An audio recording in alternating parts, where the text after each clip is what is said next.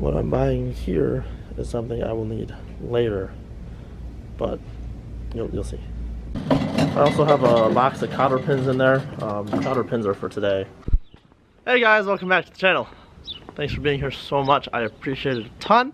Now that we're done with all those stupid jump cuts of me going to different places, let's go inside of my house and let's discuss this box that I got from Shinjuku, which I've been really excited to open up for some time, but I really haven't had time to work on the car. Probably about 2 weeks now. So I have not opened it yet, and I didn't want to open it until I could do it on camera. So guys, one thing I want to mention before I do open the box, I'm at 593 subscribers as of today, the day that I'm recording this. And that puts me at up 18 subscribers in 7 days, which is the fastest I've ever grown, pretty much ever since I started on YouTube, like consecutively. So for me, that's really awesome. That being said, if I can hit 600 subscribers before April 18th, which is the first track day, I'm going to try to upload this video pretty much as soon as possible. But if I can hit 600 subscribers before that, I am doing an autocross event in May.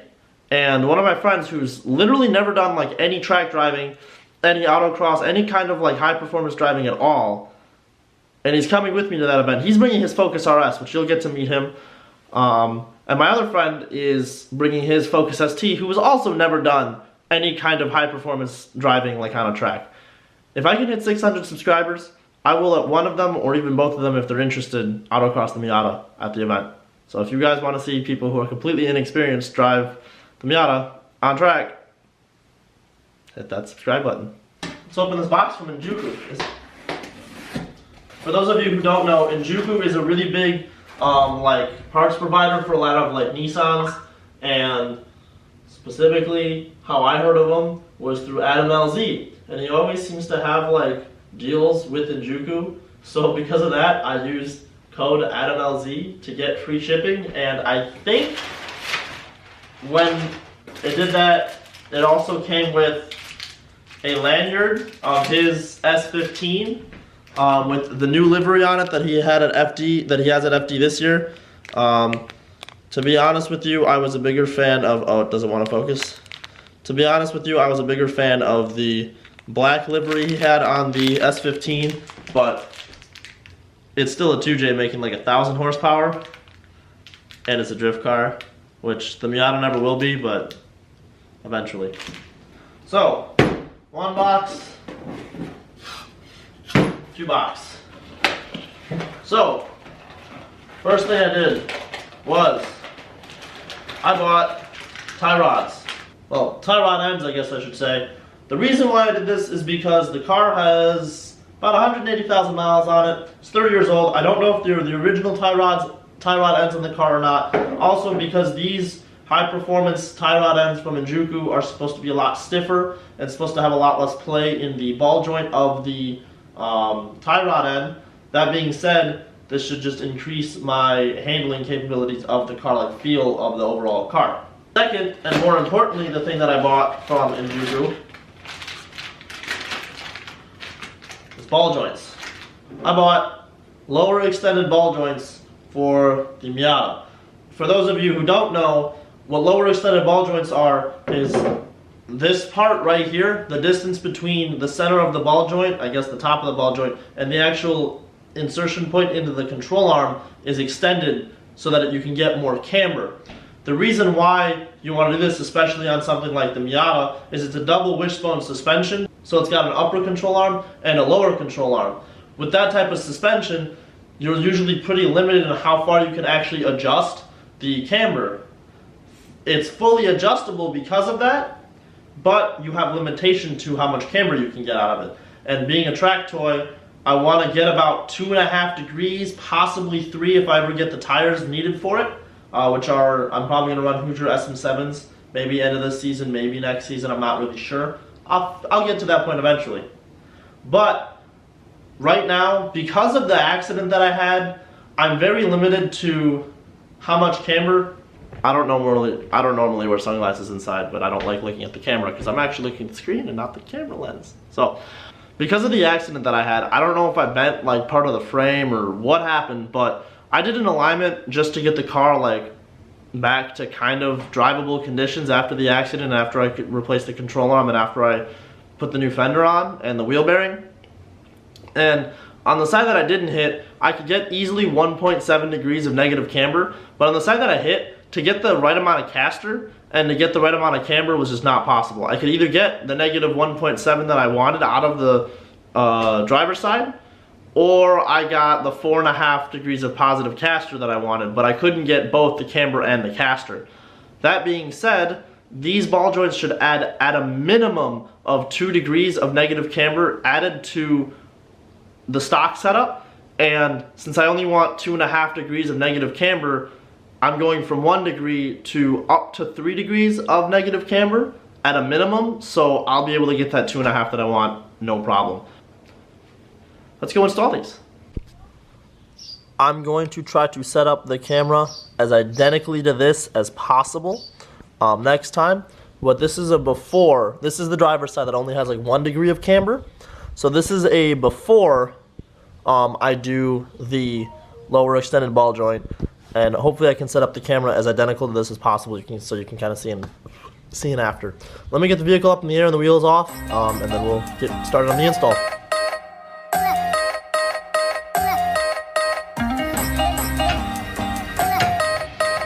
Oh, well, that was easy.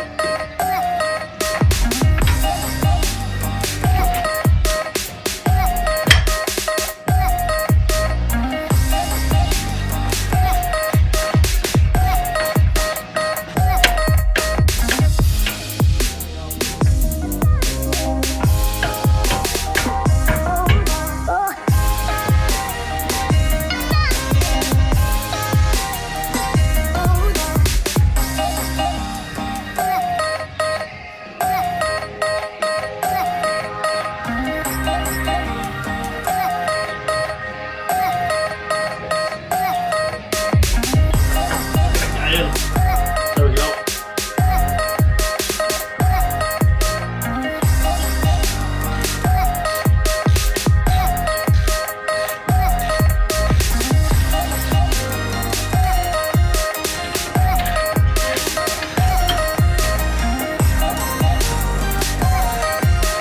Okay, so some bozo decided it would be a great idea to make the other side an 18 and this side a 15. I never understood why they didn't just make them both the same exact size on both sides. That being said, I don't own an 18, so I just gotta be extra careful with this, oh, I think I actually broke it loose. Oh, I broke it loose with just this side. Well, that's convenient. That's kinda good. Kind of, I think.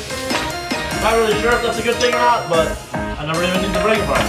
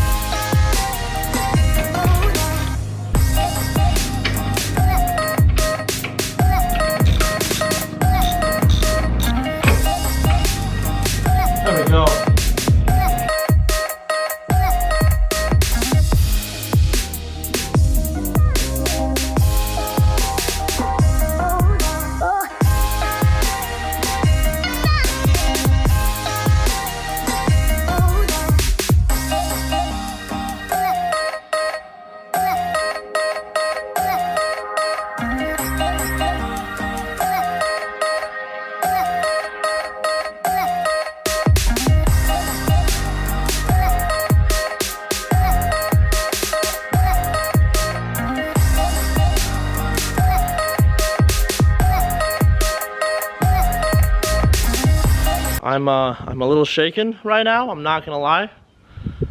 I was being real smart, and I was sitting, you saw the way I was sitting with my legs underneath, directly underneath the ball joint.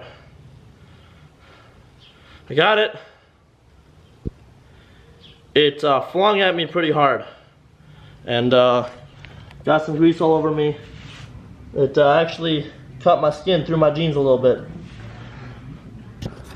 Oh well, I don't know what angle.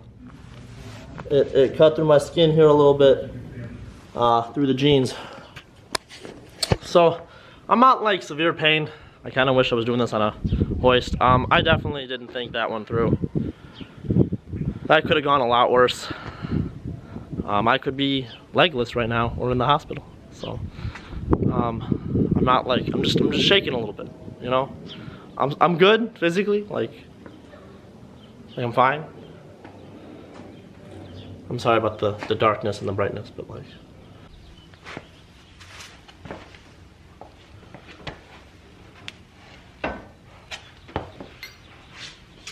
Okay, now that I had that heart attack, back to the time lapse.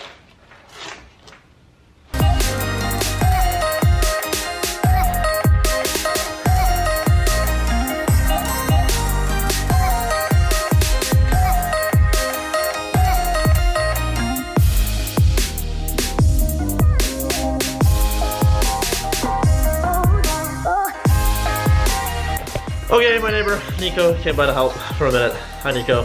So, it was a struggle. Outer tie rod, and there's my lower extended ball joint, and then here's the other side, outer tie rod, lower extended ball joint, which I almost killed myself on trying to get it in or get the old one out. Miata. We actually took out the strut to see if we could get that one bolt in that sits underneath the strut. So we took out the strut completely. That was a struggle, but I'm gonna get the car on the ground and then we'll look at how much extra camber I have now. And my toe is gonna be completely off, so until I can get to my shop, until I can get to work and have one of the techs do an alignment for me, I'm not gonna be driving the car. But it's a Sunday and I really needed to get the car done because it's the only day I have free. I hope this is the same angle, so like I'll try to put them side by side from like the before and the after, but like that's a lot of camber that was just randomly added from like the lower extended ball joint. Miata's on the alignment rack. This is a random technician that I have to blur out now. Technician that is working on the vehicle doesn't want to be on the video, which is totally fine, so I'll get back to you after alignment specs are done. How I like my alignments, all red. Wow, the last video I uploaded I talked about I needed a haircut. Woo, I really need a haircut. Okay, Melanie, the Miata, is back home and she's sleepy and tired. That's why her eyeballs are down. So, just to quickly go over with you the alignment specification that I went with. The spec sheet came out really poorly because you would set something on the machine and then, like on the alignment machine, you'd be all good, and then like you adjust the front and somehow the rear is like changing. So something's wrong with the alignment machine. So in the rear I went with -2 degrees on each side of camber, and then for the toe I went, so me and the technician were having a really confusing time as far as toe in versus toe out. So my tires are pointing in the direction of in towards the center. I went 1/32 of an inch on each side inwards, so like, yeah, that way. So a total of 1/16 of an inch. On the front, for camber, I went with -2.5 degrees of negative camber.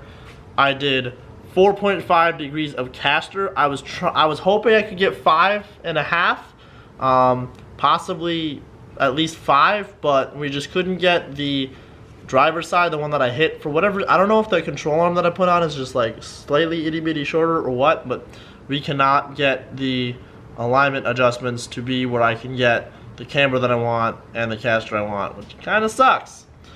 That being said, I'm at positive 4.5 degrees of caster, which is actually the OEM, well, for the Miata, for the 91 Miata. And then I am at the exact opposite of toe, so I am 1/32 outwards on each side. So the rears track inwards and the fronts track slightly outwards. That's for best towing and best braking. So Melanie's back home. The drive this morning, I should have showed you the video. Oh man, I should have taken a video of it. It was horrendous. I was holding the steering wheel at like a good 30-degree angle. It was just not good at all whatsoever. But I'm really glad that the tie rods and the lower extended ball joints are on the car. So the track should be a really, really fun day. I really hope it all works out. I'm kind of tired. I want to go home and eat dinner. That being said, guys, thank you so much for watching the video. Like I said, if I get 600 subscribers before April 18th, I will be allowing two of my friends who have never track driven at all autocross this car.